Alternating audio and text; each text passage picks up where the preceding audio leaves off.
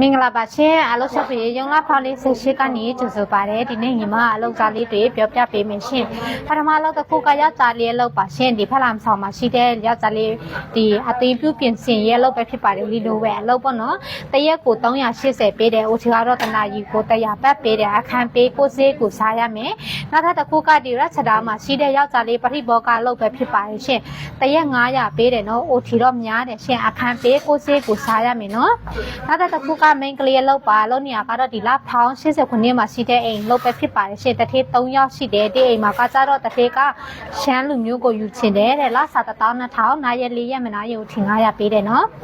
နောက်ထပ်တနေရာကတလင်ချားမှာရှိတဲ့အိမ်လုပ်ပဲဖြစ်ပါတယ်ရှင်တထေး2ယောက်ရှိမယ်ခလေးလေး2ယောက်ရှိမယ်ခလေးထိတဲ့သူကရှိထားပြီးသားနော်လစာ13000ပေးတယ်နာရက်4ရက်ပေးတယ်အိုထီတော့မရှိဘူးနော်ရှင်